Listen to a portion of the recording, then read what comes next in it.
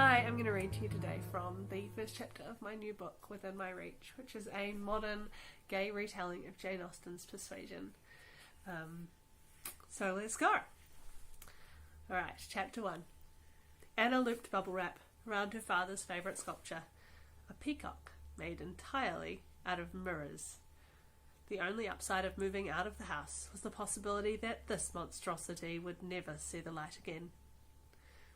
Give that another layer, Anna. We can't be too careful. Her father, Walter Elliot, was dressed more for a working lunch at the yacht club than for helping with the packing. He turned his head as if to read the spines on the bookshelf. Are you sure the books will be safe left behind? It would look so bare without them, Anna said. She still couldn't believe they had to move out of her childhood home. Her father had always been disgustingly wealthy, to the point of embarrassment.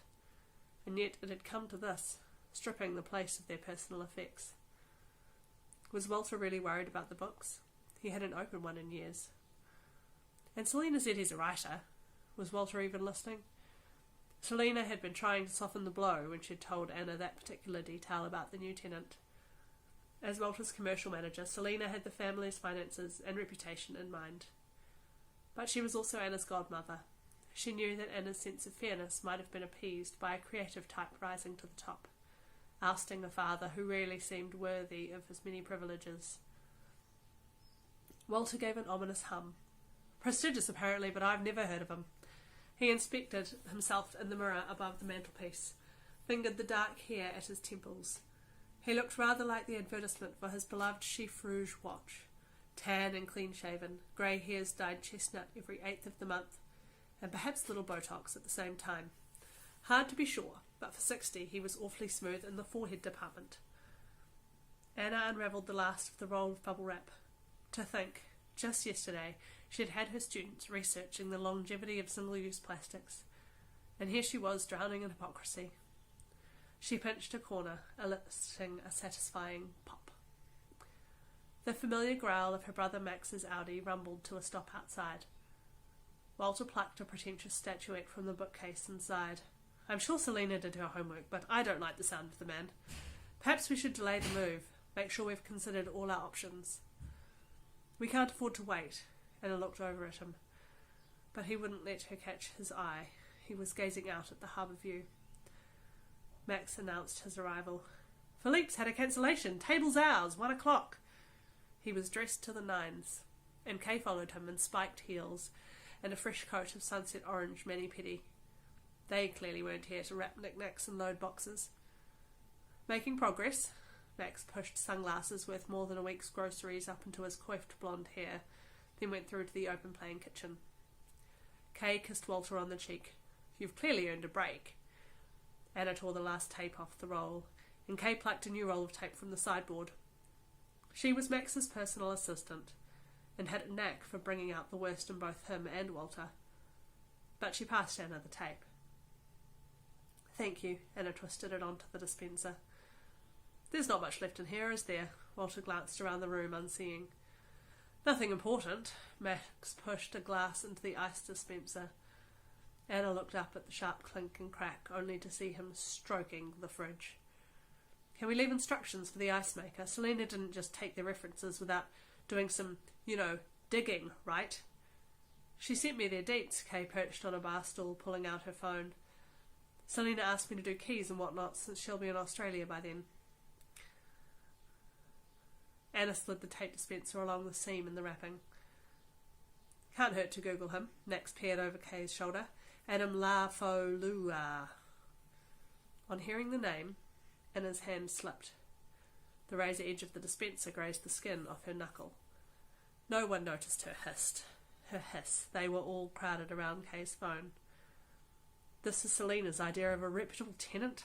Walter turned away. Max tore the phone out of Kay's hand. A journalist. What is Selina thinking? She did say he was famous. Kay stood up, but didn't reach for her phone. Anna slid down to the floor. Adam Lafolua.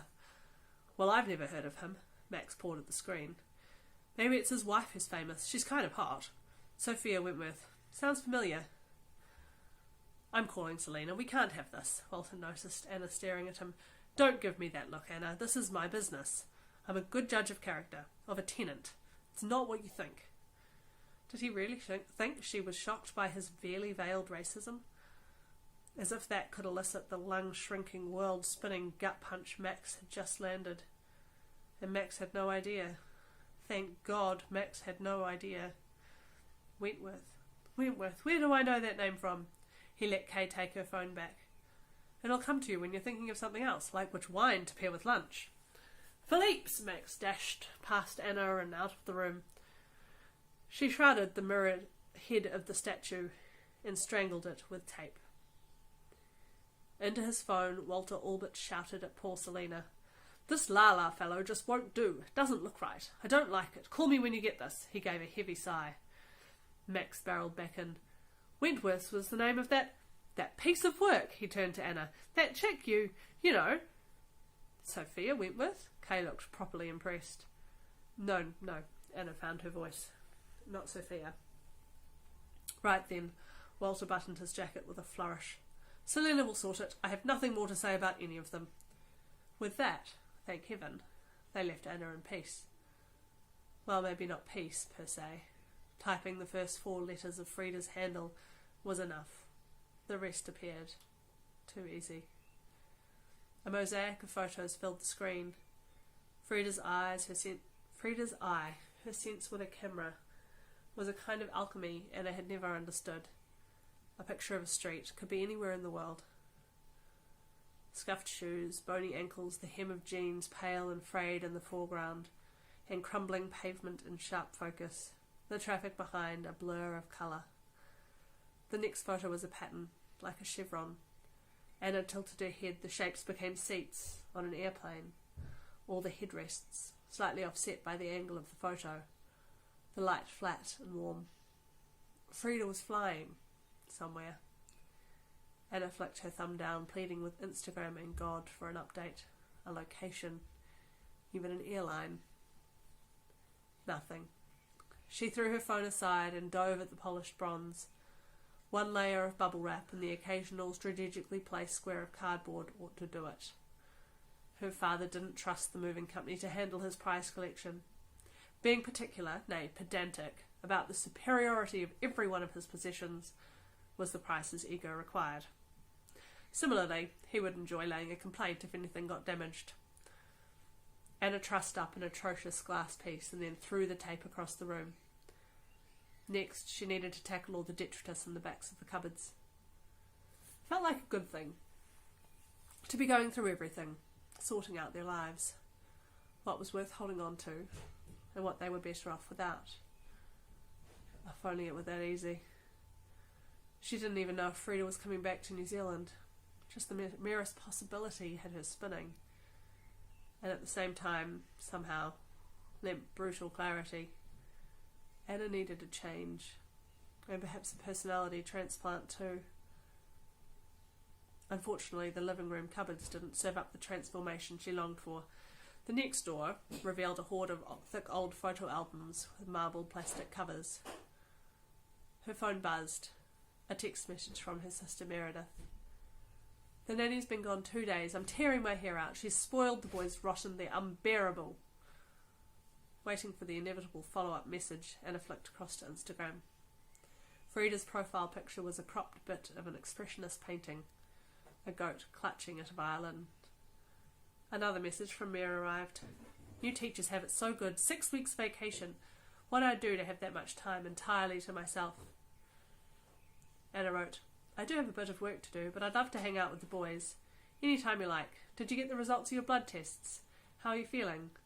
She hit send and looked around the living room, at the chaos of crumpled lists and boxes, half-finished drinks and empty rolls of tape. After this cupboard, she'd start tidying up. There was a photo box hiding behind the albums. No one had put photos in albums since Mum had died. This box might contain anything. Full equal parts curiosity and dread. Anna pulled it into the light. Mia's answer lit up the phone screen. I feel dreadful, but the tests told them nothing. I'm losing all faith in the medical profession. I can come stay for a few days. Keep the boys out of your hair so you can rest. Anna wrote, then deleted the offer and rewrote it. Twice. Her nephews would be happy to see her. She wouldn't be in everyone's way. She wouldn't have to pretend to care that Kay's purse was real Prada, or that Max had met some fabulous potential investor, or that Walter was having lunch with the mayor. Anna wouldn't rain on anyone's parade at Mayor's. Pressing send, she slipped the lid off the photo box. Memories spat in her face. These were all hers, and Frida's.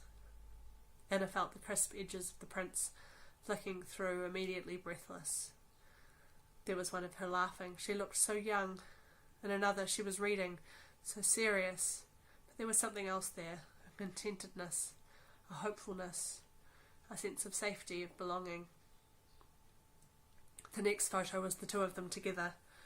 Frida had taken it, with an elaborate professional camera not designed for selfies, her tanned arm flexed and outstretched, filling the corner of the frame. Anna remembered the exact moment, too clearly. The scent of her, the warmth, the texture of her hair, the taste of her skin, her lips, her neck.